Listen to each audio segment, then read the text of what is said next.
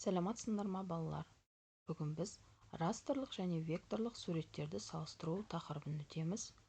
Бүгінгі үйренетініміз растрлық графика мен векторлық графиканың ұқсастықтары мен айырмашылықтарын және де растрлық графика мен векторлық графиканың артықшылықтары мен кемшіліктерін үйренеміз.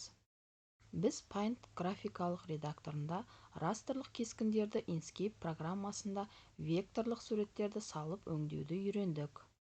Енді растрлық және векторлық суреттерді салыстыру айырмашылықтарымен кеңірек танысамыз. Растрлық және векторлық суреттердің қандай айырмашылықтары бар? Суреттерде растрлық және векторлық кескіндерді көрсетілген. 41-ші суретке қарасақ, мына жерде бірінші суретте бізде Paint редакторында, графикалық редакторында салынған екен. Бұл бізде растрлық екен. Ал мынау екінші сурет бізде бұл Inkscape графикалық редакторында салынған екен. Бұл бізде векторлық кескін екен. Растрлық кескіннің сапасы төмен. Оны үлкейткен сайын сапасы нашарлайды. Ал векторлық кескінді үлкейткенде сол өзінің әдепкі қалпын сақтап тұрғандығын аңғарамыз. 42-ші суретке қарасақ, мінекей мынау бірінші суреттегі растрлық сурет, екіншісі векторлық. Міне растрлықты жақындатқанда, үлкейткенде сапасы оның бұзылады екен. Ал векторлықтың сапасы өзгермейді екен. Екі жағдайда да дөңгелек өзінің бастапқы өлшемінен 2 есе ұлғайтылған. Растрлық кескіннің сапасы сол кескіннің өлшеміне, тігінен және көлденең орналасқан пиксельдердің саны және әр пиксельде бояуға қажетті түстердің санына тәуелді болады екен. Ал векторлық кескіндер кескінділерден, доғалдардан әртүрлі пішінден тұрады екен. Демек, программа бір-біріне тәуелсіз өзгеретін, орналастырылатын нысандармен жұмыс істейді екен. Векторлық графиканың басты артықшылығы оған кескін сапасын жоғалтпай, өзгеріс енгізуге, оңай кішірейтуге және үлкейтуге болатындығы. Растрлық және векторлық кескіндер қағаз бетінде қалай көрінеді? Растрлық графиканың артықшылығы кескіннің баспаға принтерден жеңіл шығарылуы. Ал векторлық графиканы қарастыратын болсақ, мұнда кейбір жағдайда кескінді принтерден басып шығару мүмкін емес. Немесе баспадан шыққан жағдайдың өзінде сапасы ойдағыдай болмайды екен. 43-ші суретке қарасақ, суреттердің қағаз бетінде көрінуі. Не мынау қағаз бетінде көрінетін болса, растрлық кескін деп есептесек болады екен. Ал екінші суретке қарасақ, векторлық сурет анық әрі ашық түсті болып көрінеді екен. Растрлық кескіндердің қандай кемшіліктері бар? Растрлық графиканы векторлық графикамен салыстырғанда бір қатар кемшіліктер де кездеседі екен. Мысалы, растрлық суреттерді өңдегенде, яғни масштабын өзгерткенде немесе кескінді айналдырғанда, суреттің бастапқы қалпына қарағанда ауытқулар пайда болады екен. Ал векторлық графикада мұндай мәселе туындамайды екен. Өйткені мұнда кескіннің сапасы жоғалтпайтындай етіп түрлендірілу мүмкіндігі бар. Сонымен қатар, растрлық кескінді басқа түске бояғанда әрбір пиксель жеке-жеке боялатын болса, векторлық графикадан таңдалған фигура толығымен боялады екен. Олай болса, балалар, бүгінгі күнді жазып, тақырыпты жазып, талдап салыстырайық, 4-ші тапсырмасын орындайық. 4-ші тапсырмада былай делінген. Растрлық және векторлық суреттерді Вен диаграммасында салыстыр және қандай айырмашылықтарын байқадың дейді. 5-ші тапсырма, дәптерге орындайық. Төмендегі батырмалардың қызметін дәптеріңе жаз. Бұл батырмалардың қандай суреттер салу барысында қолданылады? Осы тапсырмаларды балалар сынып жұмысында жазып қойайық. Ал олай болса, балалар, өзіміз тексерейік. 4-ші тапсырма, талдап салыстырайық. Растрлық графика пиксельдерден тұрады екен. Үлкейткенде сапасы төмендейді екен. Сурет үшін қолайлы, файл көлемі үлкен екен. Ал векторлық графикаға келетін болсақ, геометриялық пішіндерден тұрады екен. Үлкейткенде сапасы өзгермейді екен. және логотип сызба үшін қолайлы екен. Ал екеуіне ортақ айтатын болсақ, екеуі де компьютерлік графика редакторларының түрі екен, және де сурет дизайн үшін қолданылады. Түстері бар, экранда және баспаға қолданылады екен. 5-ші тапсырма. Балалар, өзімізді тексерейік. Дәптерде орындайық. Бізде құрал-саймандар берілген суретте. Сол құрал-саймандардың және қызметін және олар қандай сурет салуға бейім екенін анықтап жазайық дәптерімізге. Бірінші, бізде безе қисығын салу құралы болатын. Олардың қызметі тегіс, еркін басқарылатын қисық сызықтар салуға арналған. Қандай сурет салуға болады дейтін болсақ, бұл гүл жапырақ, жүрек пішіні, толқындар, адамның бет әлпетінің контурын сала алады екен. Ал бізде спиру қисығын салу құралы қызметі дөңгелекке ұқсас екен. Күрделі симметриялық өрнек сызықтарды салады екен.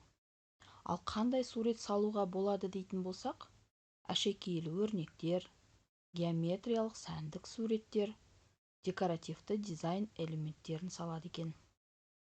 Ал үшінші бисплайн қисығын салу құралына келетін болсақ, оның қызметі жұмсақ, біркелкі өтетін қисық сызықтар салуға қолданылады екен. Қандай сурет салуға болады дейтін болсақ, олар жолдар мен трассалар, табиғи пішіндер, өзен, болт, анимацияға арналған сызықтар, графиктер мен диаграммаларды салады екен. Ал бізде 4-ші құралымыз кез келген бағытта түзу сызық салу құралы екен. Бұл құралдың қызметі қалаған бұрышта түзу сызықтар салады екен. Ал қандай сурет салуға болады дейтін болсақ, үш бұрыш, көп бұрыштар, үйдің шатыры, сызбалар мен схемаларды салады екен. 5-ші құралға келетін болсақ, көлденең және тік сызықтарды салу құралы екен. Оның қызметі тек көлденең немесе тік бағыттағы сызықтарды дәл сызуға арналған екен. Қандай сурет салуға болады дейтін болсақ, шаршы, тік төртбұрыш, кесте, тор, үйдің қабырғалары және ғимарат сызбаларды салады екен балалар. Олай болса балалар, осы тапсырманы жазып алыңдар.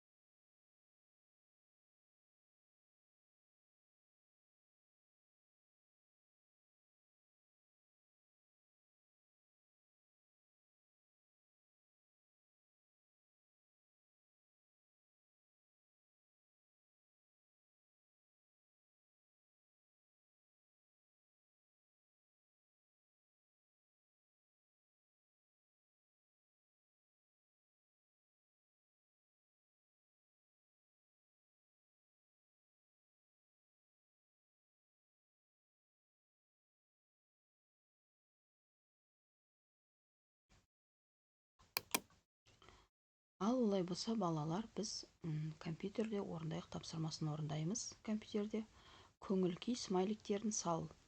Inkscape программасын іске қос. Шеңбер, эллипс, доға салу құралын пайдаланып дөңгелек сал. Дөңгелектің 3 рет көшірмесін жаса. Дөңгелектер түстер палитрасын пайдаланып сары түске боя.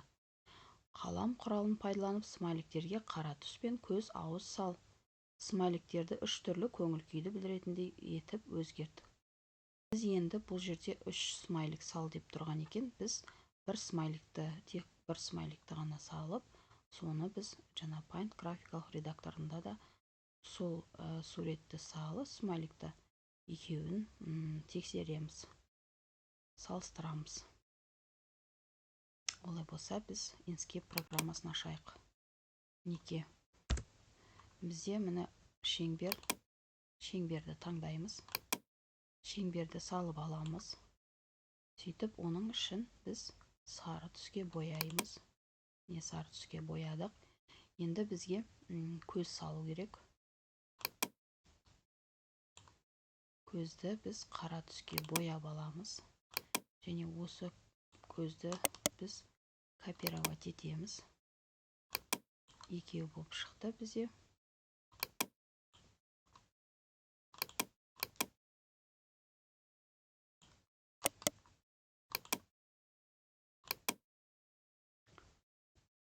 Көз болды. Енді бізге ауыз керек болады. Біз осы жерде каллиграфияны пайдаланамыз. Каллиграфиямен біз қара түспен аузын боядық. Енді дәл соны біз Paint редакторында салатын боламыз. Тура дәл жаңағыдай смайликті салайық. Шеңберді таңдаймыз.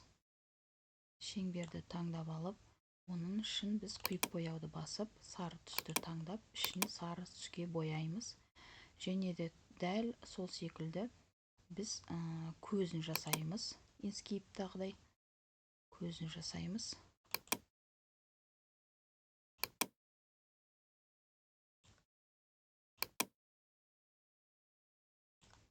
Көзінде құйып бояуды басып, қара түспен бояп шығарамыз үшін. Неге боядық? Енді бізге қалам керек болады. Қаламды біз ауыз жасаймыз.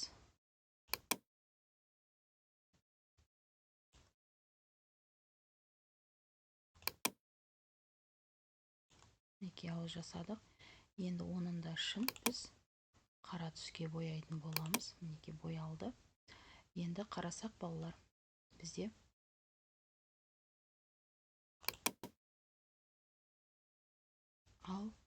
Ал балалар, енді біз бұны аузын, көзін бояп алғаннан кейін, енді бұны біз жақындатып көрейік. Қарасаңыздар, бұл Paint редакторында салынған сурет болғандықтан, шеңберінде өзгеріс пайда болды, қараңыздар. Бұл жерде бұл растрлық графикалық түрі Paint редакторында салынған. Ал енді біз Inkscape'ке барып, оны біз жақындататын болсақ,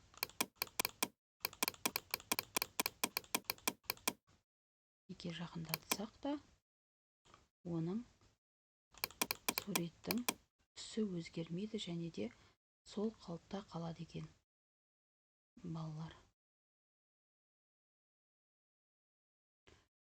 Олай болса, балалар, осыны біз осы екі суретті Paint редакторы мен Inkscape редакторында суретті салып өзіміз көрейік.